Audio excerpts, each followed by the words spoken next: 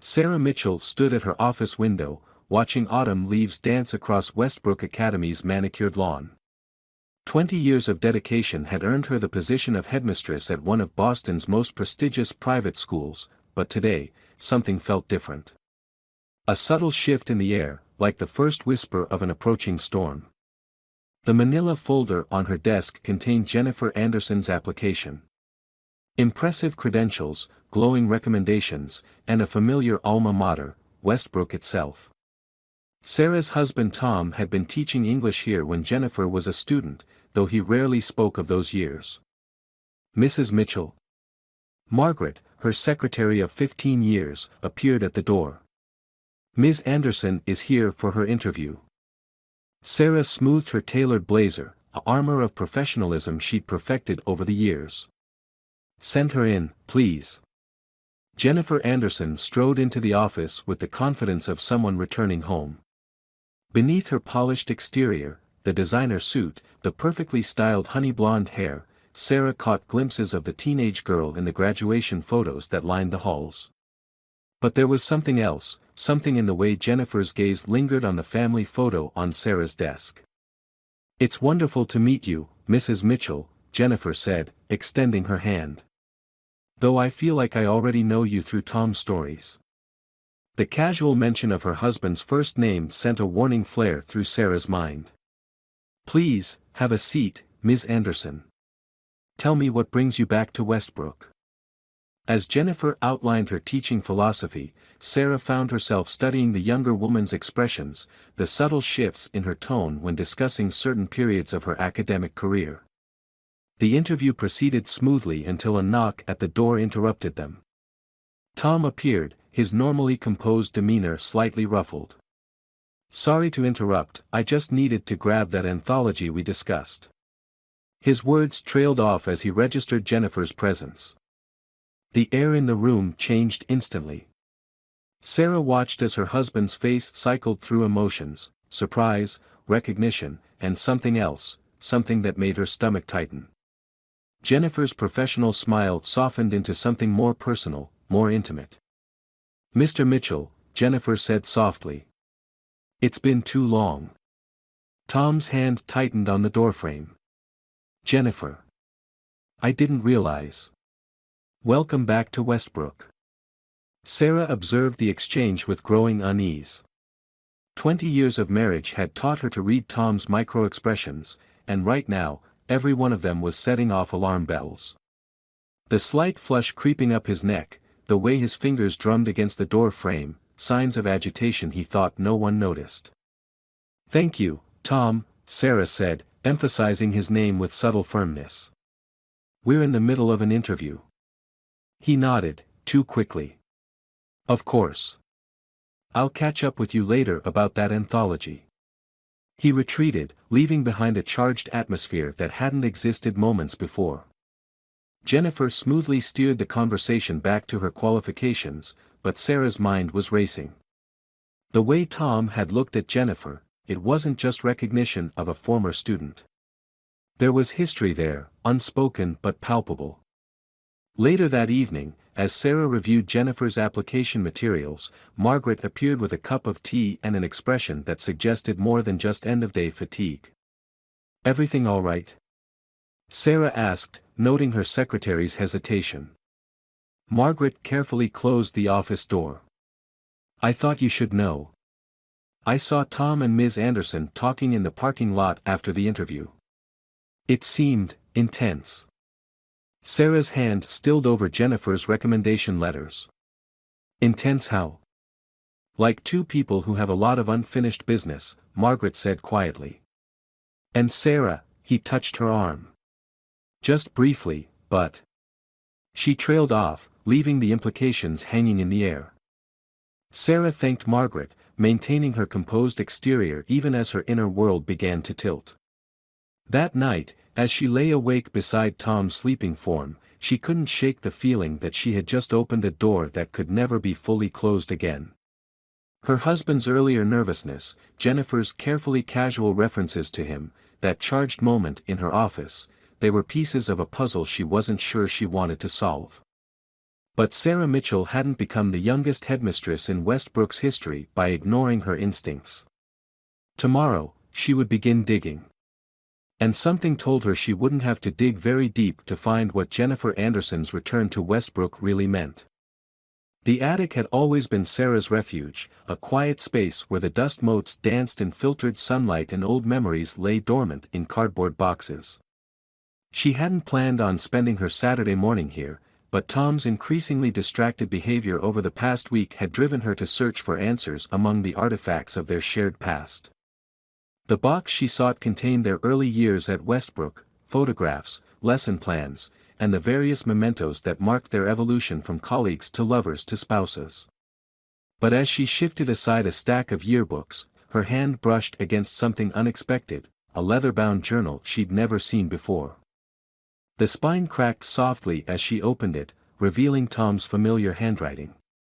The date at the top of the first page made her pause, 8 years ago, during what Tom had always called his sabbatical year. He'd spent it developing a new curriculum, or so he'd claimed. Sarah began to read, her breath catching as the words painted a very different picture. Jennifer came to see me again today. Every time I think I've found my footing, she appears like a ghost from my past, stirring up emotions I've fought so hard to bury. The way she looks at me, it's the same look from all those years ago, full of possibility and danger. I tell myself I'm happy with Sarah, that we've built a good life together. But when Jennifer's near, all my certainties blur. Sarah's hands trembled as she turned the pages, each entry revealing more of what Tom had hidden. There were letters too, tucked between the journal's pages, correspondence she was never meant to see. The paper felt like it might crumble beneath the weight of their secrets. My dearest T, one letter began. I know we agreed to keep our distance, but seeing you with her every day is torture. Remember that night in the library? The way you said my name? That connection doesn't just disappear because we decide it should. I'm moving to Chicago next month. Come with me. We can start fresh, away from all the complications. The letter was dated just months before their 10th wedding anniversary. The anniversary Tom had almost forgotten, then suddenly planned an elaborate celebration for, complete with renewed vows. Sarah remembered how touched she'd been by his unexpected romanticism. Now those memories took on a different hue, not golden with nostalgia, but tarnished with doubt. A knock at the attic door made her jump. Sarah. Tom's voice carried up the stairs. Are you up there? Jennifer's stopping by to discuss the new literature program. Just organizing some old files, she called back, her voice steady despite the storm raging inside her. I'll be down shortly. She heard them in the kitchen below, Tom's low murmur, Jennifer's melodic laugh. The sound triggered another memory, and Sarah returned to the box with renewed purpose. There, in the back corner, a CD labeled Senior Literature Showcase 2015. The year Jennifer graduated. Sarah slipped it into her laptop, adjusting her headphones. The video showed a darkened auditorium, students performing scenes from classic literature. But it was the moments between performances that caught her attention, Tom and Jennifer in the wings, heads bent close together. Their body language spoke volumes, even in these grainy fragments of the past. I kept every letter, Jennifer's voice drifted up from below. Even after all this time. Sarah closed her eyes, pieces clicking into place. Jennifer's return wasn't a coincidence. She was here to reclaim something, or someone, she believed was rightfully hers. The carefully casual mentions of Tom in her interview, the chance encounters in the parking lot that Margaret had reported, all part of a calculated strategy. But Jennifer had miscalculated. She assumed she was dealing with the same Sarah Mitchell from 8 years ago, the woman too absorbed in her career to notice the cracks in her marriage. That Sarah might have been blindsided by such a revelation. But this Sarah, the one who'd learned to trust her instincts, who'd built Westbrook into a beacon of academic excellence through careful observation and strategic thinking, this Sarah was a different adversary entirely. She gathered the journal and letters, tucking them into a secure folder. Then she recorded a short video on her phone, capturing snippets of the conversation floating up from the kitchen, Tom and Jennifer's voices intertwining with dangerous familiarity. The stairs creaked softly under her feet as she descended. In the kitchen doorway, she paused, watching them. Jennifer perched on the counter, Sarah's counter, while Tom leaned against the refrigerator, tension evident in every line of his body. Neither noticed her presence, too caught up in their own charged dynamic. "Sometimes I wonder," Jennifer was saying, her voice honey-sweet with nostalgia, "if things had been different." Sarah cleared her throat, and the kitchen fell silent. "I wonder that too," she said quietly, meeting Jennifer's startled gaze. "Especially now." The look that passed between Tom and Jennifer in that moment told Sarah everything she needed to know. She turned and walked away, her heels clicking purposefully on the hardwood floors, each step carrying her toward a future that suddenly seemed both terrifying and exhilarating in its uncertainty. In the days following her discovery, Sarah found herself viewing her world through a different lens. The familiar halls of Westbrook Academy became a theater where she watched a complex drama unfold, each interaction between Tom and Jennifer laden with meaning she'd been blind to before. She began keeping a journal of her own, documenting the subtle dance between them. The way Tom's office hours mysteriously aligned with Jennifer's free periods. The casual brushes in the hallway that lingered a moment too long. The shared glances during faculty meetings that spoke volumes in their silence.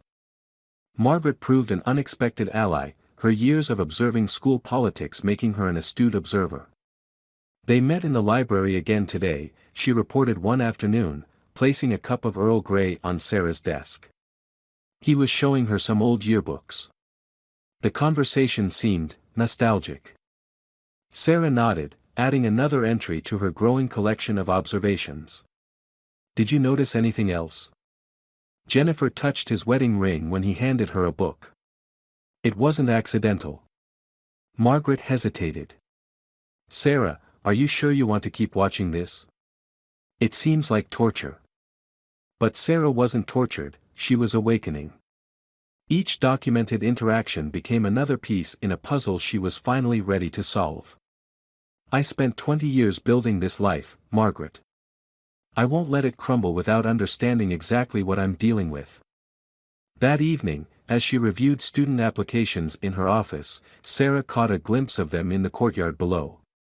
Jennifer was crying, artfully, Sarah noted, while Tom stood awkwardly nearby, his hand hovering near her shoulder as if torn between comfort and propriety. Sarah watched the scene with a strange detachment, remembering the letters she'd found. The passionate declarations, the promises of a different life, the scheduled meeting that Tom had backed out of at the last minute. She'd been so focused on the betrayal that she'd almost missed the most crucial detail, Tom's final letter to Jennifer, never sent but carefully preserved.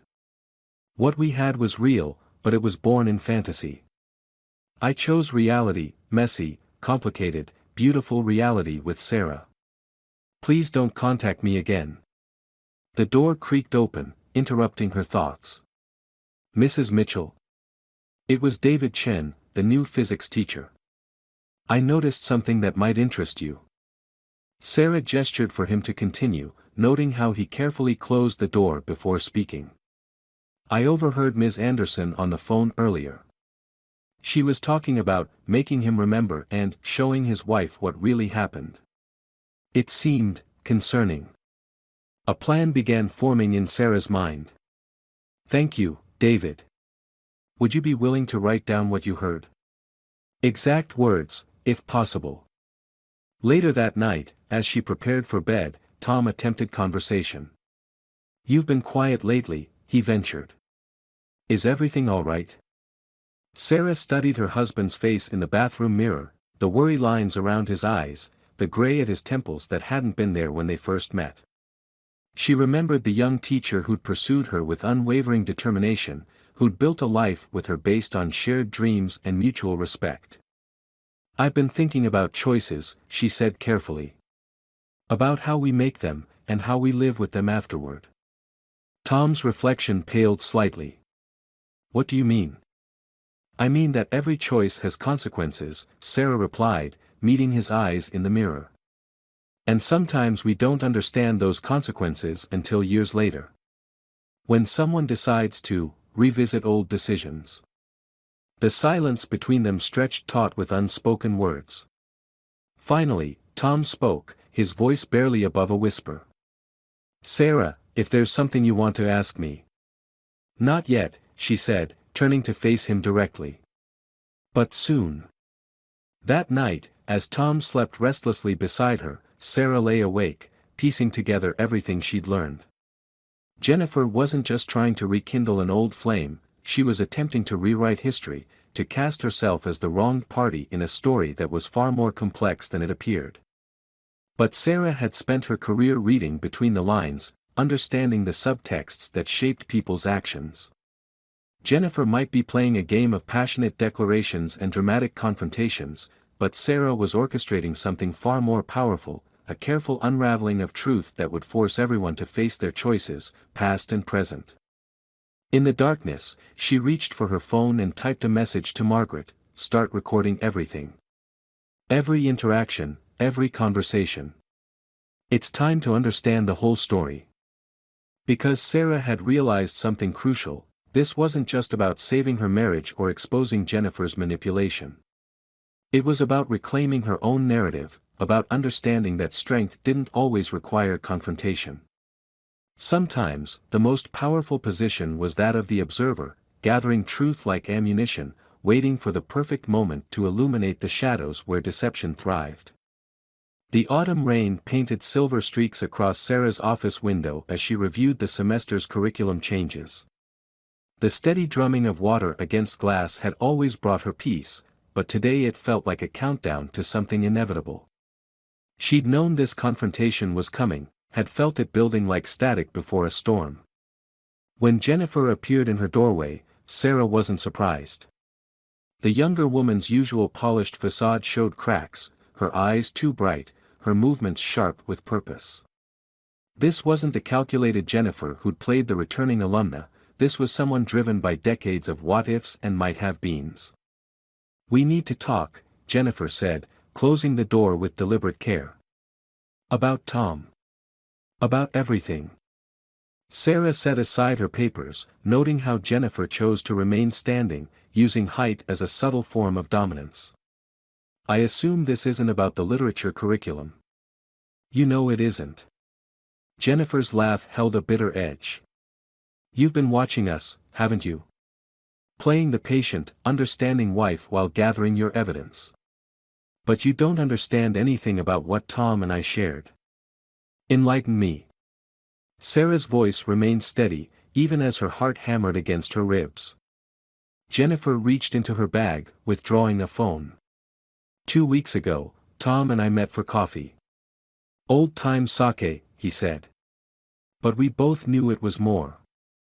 She held out the device, displaying a photo that hit Sarah like a physical blow, Tom and Jennifer at a cafe, their heads close together, his hand covering hers on the table. He promised me once, Jennifer continued, her voice softening with remembered tenderness, that we'd find our way back to each other. That what we had was too special to lose. He's been trapped in this safe, predictable life with you, but he never stopped wanting more. Sarah studied the photo, noting details Jennifer hadn't intended to reveal, the tension in Tom's shoulders, the way he seemed to be pulling back even as Jennifer leaned in. When was this taken? What does it matter? The point is dash. The point, Sarah interrupted, is that I know exactly where Tom was that day. Just as I know about the letters, the old promises, and the choices that were made. But tell me, Jennifer, did you show him the other photos? The ones you stage managed so carefully? Jennifer's composure flickered. I don't know what you're talking about. Sarah opened her laptop, turning it to show a series of images, Jennifer orchestrating seemingly casual encounters, positioning herself for maximum impact, even practicing expressions in her car mirror before entering the school. My husband may have made mistakes in the past, but you've been crafting this narrative since before you applied here. The question is why? Because he was supposed to choose me. The words burst from Jennifer like water through a breaking dam. I was young, yes, but what we had was real. He wrote me poetry, promised me a future, then suddenly decided his career and reputation were more important. Do you know what it's like to be someone's almost? Their road not taken? No, Sarah said quietly. But I know what it's like to be someone's choice. Their reality. Their partner through good years and bad. The person they build a life with, not just dream about one. Jennifer's laugh turned harsh. And you're satisfied with that? Being the safe option? The reliable choice? I'm satisfied knowing who I am, Sarah replied, rising from her desk. Which is more than I can say for you. You're still playing the same role you did 8 years ago, the temptress, the almost lover, the fantasy. But you're not a fantasy anymore, Jennifer. You're a grown woman trying to rewrite a story that ended long ago. It's not over. Jennifer thrust her phone forward again, this time showing a text conversation. Tom's meeting me tonight. He wants to talk about us, about possibilities. He's finally ready to admit what he really wants. Sarah felt an odd sense of calm settle over her. No, he's meeting with me.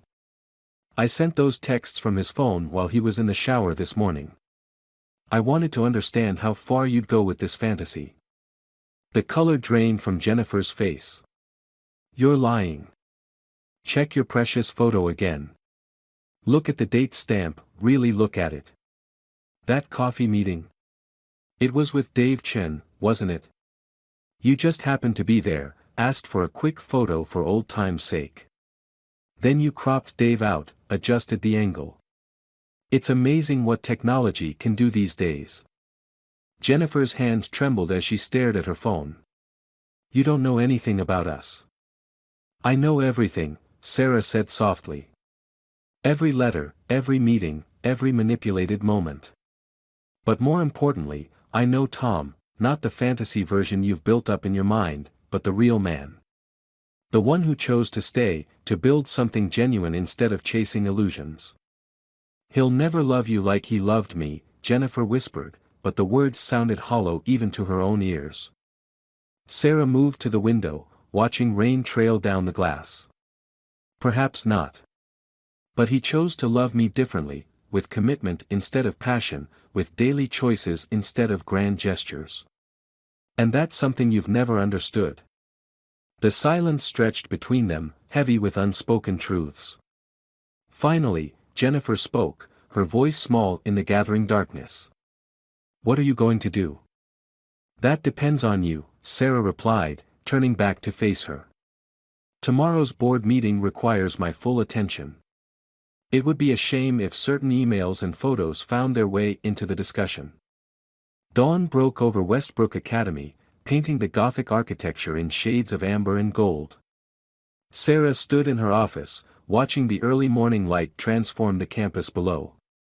The grounds were empty, peaceful, a stark contrast to the turmoil of recent weeks.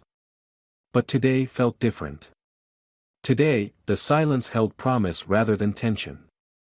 She'd spent the night reviewing everything, not just the evidence she'd gathered, but the subtle shifts in her own perspective. Each photograph, each recorded conversation, each careful observation had been a step toward something larger than exposing Jennifer's manipulation. They were pieces of Sarah's own transformation, marking her evolution from a woman who feared losing her marriage to one who understood her own worth. The manila envelope on her desk contained divorce papers, drawn up but unsigned. Not a threat, but a reminder to herself that she had choices. That understanding had changed everything about how she planned to approach this final conversation with Tom. When he arrived, the sun had fully risen, casting long shadows across her office floor. She noted how he hesitated in the doorway, uncertain of his welcome, a stark change from the easy intimacy they'd once shared. Close the door, she said quietly. We need to talk about Jennifer. Tom's face paled, but he did as she asked. Sarah, I can explain dash. Can you? She remained behind her desk, not as a barrier but as a reminder of who she was, not just his wife, but a woman who'd built her own legacy in these halls. Can you explain why you let her manipulation continue? Why you didn't tell me about her return to Westbrook? Or should we discuss the coffee meeting she so carefully photographed? That photo wasn't what it seemed, he began, but Sarah held up her hand. I know. I know about Dave Chim being there. I know about her staging the shot. I know everything, Tom. But what matters isn't what she did, it's what you didn't do. She opened her laptop, turning it to show him the footage she'd gathered. Every time she created these situations, you had a choice. You could have been clear about boundaries. Could have told me about her attempts to contact you. Instead, you tried to handle it alone, letting her believe there was still a chance. I thought I could manage it, he said, sinking into a chair. I didn't want to hurt you with old history. But it wasn't just history, was it? Sarah's voice remained steady. Part of you enjoyed it, the attention, the drama, the fantasy of what might have been. You kept her letters, Tom. All these years.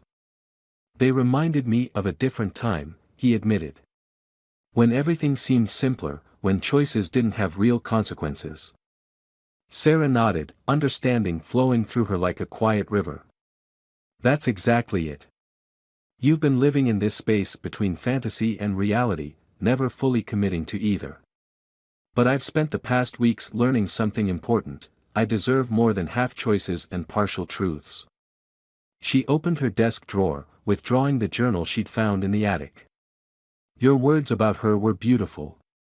Passionate. But look at the dates, Tom. Look at what was happening in our lives when you wrote them. Tom took the journal with trembling hands. The year you were up for headmaster. When everything was changing. When I was focused on my career, yes. When I was becoming someone beyond just your wife. Sarah's voice held no accusation, only clarity. Jennifer represented something familiar, didn't she? A time when you felt more in control. Sarah, I never meant dash. I know what you meant, she interrupted gently.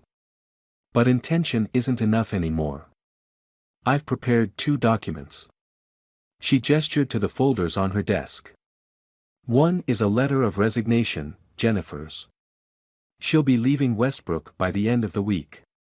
The other contains divorce papers. Tom's head snapped up. Sarah, please dash. I haven't signed them, she continued. Because this isn't about punishing you or making threats. It's about being honest about where we are and what we both want. I spent weeks watching, gathering evidence, preparing for some grand confrontation. But I realized something, the greatest power lies in knowing your own worth. She stood, moving to the window where the morning light had turned brilliant. I want a partner, Tom. Someone who chooses reality, messy, complicated, beautiful reality, every single day. Someone who understands that love isn't about grand passions or kept letters, but about the courage to be truly present in the life you've chosen. Behind her, she heard Tom's shaky exhale. What are you saying?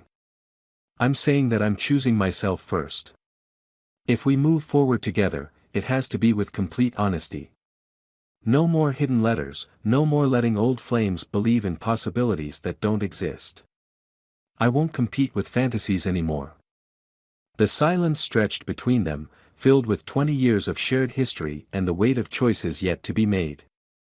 When Tom finally spoke, his voice held a new kind of understanding, not the desperate pleading she'd expected, but something closer to recognition.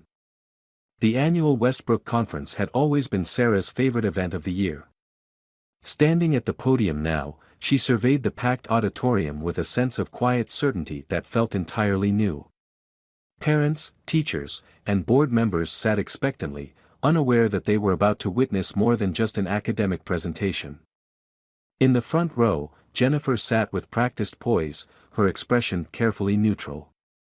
Tom was several rows back, their agreed-upon distance feeling less like a punishment and more like a space for growth. Margaret caught Sarah's eye from the wings, giving a slight nod. Everything was in place. Today, we're discussing integrity, Sarah began, her voice carrying clearly through the hall. Not just academic integrity, but the fundamental honesty that shapes our relationships, our choices, and our understanding of ourselves. The presentation screen behind her flickered to life, displaying a series of email exchanges, carefully edited to protect privacy but clear enough to show a pattern of manipulation. Jennifer's posture stiffened as she recognized her own words. In education, we often focus on external achievements, Sarah continued, but the most important lessons are about character. About choosing truth over convenience, reality over fantasy, and genuine growth over the comfort of familiar patterns. The next slide showed surveillance footage from school cameras, innocent-seeming encounters that, when viewed in sequence, revealed a calculated campaign of emotional manipulation. Sarah watched Jennifer's face drain of color as her carefully constructed narrative unraveled. Sometimes, the greatest test of character isn't in resisting temptation, Sarah's gaze swept the audience, but in facing our own truths. In acknowledging that we can't build genuine connections on foundations of deception and unfulfilled fantasies. Jennifer stood abruptly, but Sarah's next words froze her in place. Ms. Anderson has submitted her resignation, effective immediately. Her dedication to exploring the complexities of human nature will no doubt serve her well in her future endeavors. The message was clear: leave with dignity or risk everything. Jennifer's exit was quiet, marked only by the soft click of the auditorium door. Sarah turned to the final portion of her presentation, but this wasn't about Jennifer anymore. This was about something far more profound. Leadership isn't about maintaining perfect control or avoiding difficult truths. It's about facing challenges with integrity, about choosing growth over comfort, and about understanding that real strength often comes disguised as vulnerability. In the weeks that followed, Sarah and Tom began the careful work of rebuilding, not the marriage they had before, but something new, grounded in honest communication and conscious choice. Their weekly counseling sessions weren't about assigning blame but about understanding patterns, about choosing reality over comfortable illusions. Sarah kept the divorce papers in her desk drawer, not as a threat but as a reminder that love should be an active choice, not a passive acceptance. Some nights, she and Tom sat in their garden, talking about things they'd avoided for years: his fear of being overshadowed by her success, her loneliness during his emotional absence, their shared responsibility for the distances that had grown between them. The school year ended with a different kind of ceremony. Sarah stood again at the podium, this time addressing the graduating class. "Your time at Westbrook has taught you about literature, science, and mathematics," she told them, "but I hope you've learned something even more valuable, that integrity isn't about perfect behavior, but about honest recognition of our imperfections. That strength isn't about never faltering, but about how we handle ourselves when we do." Later that evening, as she cleared out her office for the summer break, Sarah found an old photograph tucked into a book, herself and Tom in their early teaching days, both looking young and full of possibilities. She didn't tear it up or hide it away. Instead, she placed it deliberately on her desk, next to a more recent photo of herself receiving an Educational Leadership Award. Both images were part of her story, but neither defined her completely. The woman she'd become, stronger, clearer, more authentically herself, was a product of all her experiences, including the painful ones. Tom appeared in her doorway, respectfully waiting to be invited in, a small but significant change. "Ready for dinner?" Sarah gathered her things, noting how different this felt from their previous routine. There was work still to be done, trust to be rebuilt, but they were choosing it actively, consciously, with eyes wide open to both the challenges and the possibilities. "Yes," she said, meaning so much more than just dinner. "I'm ready." She left her office that evening not as a victor over Jennifer or even as a wife who'd saved her marriage, but as a woman who'd discovered her own capacity for growth, resilience, and self-respect. The summer stretched ahead, full of possibilities, not because everything was perfect, but because she'd learned that real strength lay in facing imperfection with grace and unwavering authenticity.